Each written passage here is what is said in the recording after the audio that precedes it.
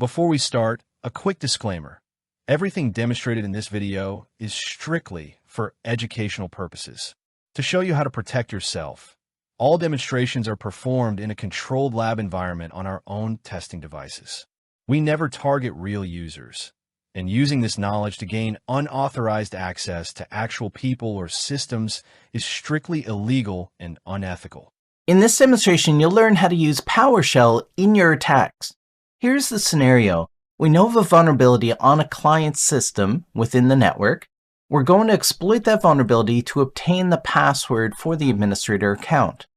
We then use that password to connect to a more valuable system on the network, like a server or a domain controller. At any time, we can jump into a PowerShell session and use our PowerShell knowledge to manipulate the target system. Let's get started by performing the exploit on the client system. The first thing I'm going to do is I'm going to go into MSF console. When I type MSF console, it loads the Metasploit program. And now from here, I'm going to select my exploit. So because I've already done a vulnerability scan on the system, I know that the system is vulnerable to an SMB attack, the MS17010 Eternal Blue exploit. Once I've gone and selected the exploit, then I want to set my target system, which is with the rhost value. So I'm going to set rhost to 10.0.0.10 and then run the exploit. Now I do find sometimes that the Metasploit product is a little buggy. If it doesn't work, what I'm going to do is I'm going to just run exploit a second time. So just a heads up if you find it doesn't work. Now in this case it did work. You can see I've got win at the bottom there. And notice that my prompt has changed. I'm now in a Meterpreter session. And within this Meterpreter session, I can perform a number of post-exploitation tasks, such as I want to go and try to retrieve some credentials from the system. But note that I could also go into a PowerShell prompt from here if I wanted to manipulate this system with PowerShell. Now in my demo, I'm not going to do that. What I want to do is let's see if we can grab some credentials and then use those credentials to move laterally across the network. So I'm going to load the Mimikatz module. And from here, I can use the question mark. Notice that at the bottom of my screen, it says success. So it was successful in loading the module. I'm going to do a question mark and it shows me all my Mimikatz commands. So from here, I want to go and retrieve some credentials. So I'm going to use the creds_msv command and notice that I can see there's two credentials on the system, one for the administrator and one for user one. And it shows the password hashes there, which is great. I can go in and copy those password hashes and then use a password cracking tool if I wanted to crack the password hashes. But there's another command in Mimikatz that I can use here, creds_kerberos. And this command will actually show you the passwords in plain text. So I can see the administrator has a password of capital PA $$W0RD, while the user one account has a password of host. So what I'm going to do is I'm going to make a note of that password for the administrator account. And now I'm going to see if I can exploit a server on the network using that administrator's password. Because a lot of times, administrators will use the same password on all their systems. So let's go and open a new prompt. And with this new prompt, what we're going to do is perform a different exploit against a domain controller. So first thing I'm going to do is go into MSF console again. That way I've got Metasploit running in this window. And this time I'm going to use a different exploit. I'm going to use psexec, which is used to execute commands against remote targets. So I'm going to use exploit Windows psexec. Use exploit Windows SMB psexec is the module. There we go. That looks better. Notice that it's loaded or it's defaulting to the payload of Windows Meterpreter reverse TCP. I do want to use the 64-bit version of that module. So I'm going to set my payload to Windows x64 Meterpreter reverse TCP. Perfect. Now from here, I've got a couple options that I want to set. I can use my show options to view the settings or the options that need to be set. I do need to set the R host, the remote host of the system that I want to perform the attack on. And in this case, it's going to be my domain controller, which has the IP address of 10.0.0.1. Then I also want to make sure that I set the username and password to use to make that remote connection. So I'm going to use the username of administrator and the password that we obtained from that other system, hoping that the password is the same for all the admin accounts across the network. Now that may not be the case, but we want to try it to see. So I'm going to set my first option, which is set our host to 10.0.0.1. Then I'm going to set my SMB user to administrator. I'm going to set the SMB pass to the password. And then I'm going to exploit the system. Notice that when I run the exploit, again, I'm in an interpreter session, which I love because, again, there's a number of post-exploitation commands that I can use there. In this demonstration, what I want to show you is that from this interpreter session, if you wanted to, you could jump into PowerShell, or you could execute PowerShell commands. What you need to do is you need to load the PowerShell module. And that way, if you're somebody that's comfortable with PowerShell, you can then start using all your Windows PowerShell commands against that target system. So I'm going to use the load PowerShell command, and it loads the extension PowerShell, successful. Now I can use a question mark to see the PowerShell commands that I can execute. So a couple commands that are here, the very first one is the PowerShell _execute. The PowerShell _execute command will allow you to execute any PowerShell command against that target system. So that'll be the first example that I use, is I'll show you how to execute PowerShell commands using the PowerShell execute command. But then the other thing that we could do if we wanted to is we could do a PowerShell import to execute a PowerShell script file. So again, I'll show you how to do that. You can also remove a session if you wanted to, if you had a PowerShell session. The final command I want to show you as well, and this is how to go into an interactive PowerShell prompt.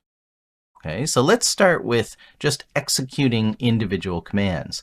To execute an individual command, I can use the PowerShell _execute interpreter command because I've loaded the PowerShell module.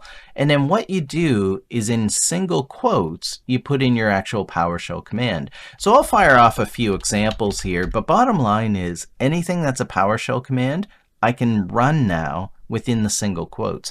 So I'll do get service name SP star. So what I want to do here is I want to get a list of services running on the system. Because I don't want the big list, what I'm going to do is I'm going to filter it out and say, just show me services that start with the letters SP. So I hit enter, and it shows that there's two services that start with SP in the name. There's the spooler service and the software protection service. Notice that the spooler service is currently running. So what I could do if I wanted to is I could do a PowerShell _execute, and I could do a stop dash service. The name of the service that I want to stop is the spooler service. And notice that it says it executed that successfully. Now what I'll do is I'll use my get command again to look at the results. And notice that when I use the get command again, and I use my up arrow to go to my previous commands there, notice that the spooler service is now stopped. So what that's proven to you is that not only can I execute PowerShell commands, but I can manipulate the target system. I just stopped a service on that system. And again, using my knowledge of PowerShell commands. So bottom line is if there's any PowerShell commands, you could execute those here. Another example, if I wanted to browse through the file system, for instance, I could go and do a PowerShell execute and just a dir c:\\. So if I just want to start taking a look at files that exist on the hard drive of this target system. Now remember, this is a server, so it does have a bunch of server folders there. It looks like it's a WSUS server, that kind of idea. Perfect. Now, a couple other commands. There's the PowerShell execute. This target system is a domain controller, so if I wanted to, I could get a list of the Active Directory user accounts. So I can use my getAdUser, filter star, which means give me all user accounts, and then format the results in a table and just give me the name of the user accounts is what that does. So when I hit enter here, now I've retrieved a list of all the usernames. Now, I may also want the SAM account name, I think is the property, SAM account name. Yes. So the SAM account name is there as well, which is the logon name. So notice that the Tom Smith account, for instance, T Smith is the SAM account name. So that's the logon name, and G Clark as well. Perfect. So my point is, not only can I go and kind of just retrieve information about that system, but because that system is a domain controller, I can now work with Active Directory accounts, which is kind of crazy. And just one last little example with Active Directory is I could do a PowerShell execute and do a new aduser command, and I'll create a new user called course12 PowerShell hacker. So new aduser course12 PowerShell hacker. And it looks like it completed successfully. It doesn't like the characters that I used. It looks like in the name. So it might be too long for a name, but let me just try PowerShell hacker. Okay, that worked. Perfect. So my point here is any PowerShell commandlets that you're familiar with, once you load that PowerShell module, you can now execute individual commands with the PowerShell_execute command. But the cool thing is that's not all. What you can also do is you can go and execute scripts. So I'm going to do a PowerShell_import command. And with the PowerShell import command, you can reference a script file. So I've got a script file in my student directory called course12_script.ps1. Now this script is very simple. I think all it does is do a directory of the C drive. But the script could have any PowerShell commands in it. And the point is as a pen tester, you can prepare your script. Then when you exploit target system, load the PowerShell module, and then go and execute your script with the PowerShell_import. So notice that it did give me a dir, so it shows me what's contained on the hard drive of that system.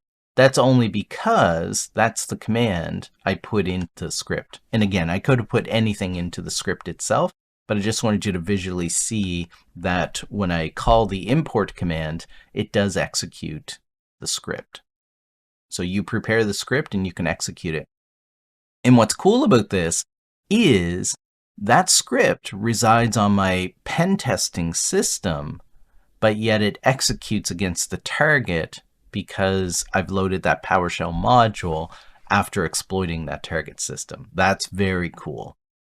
Now, the last thing I wanted to show you here is we can go and open an interactive prompt if we wanted to by using the PowerShell_shell command. And notice that I'm out of the interpreter prompt now, and I'm in a PowerShell prompt.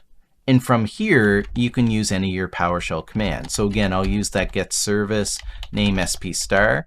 But notice that I don't have to have the PowerShell_execute in front of everything because I'm in a PowerShell prompt, which is nice. Now I can start that service if I wanted to. So start service name spooler. No results in a PowerShell prompt means it was successful. So I'll use my up arrow to go to my, oh, I guess I can't use my up arrow in this prompt.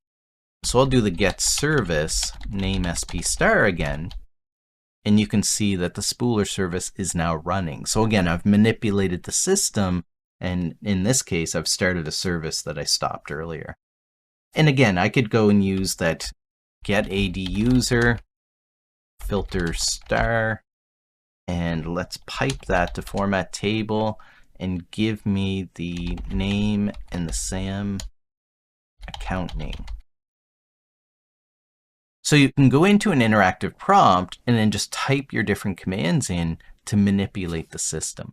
So in this demonstration, you saw how to use PowerShell as part of your attack on target systems.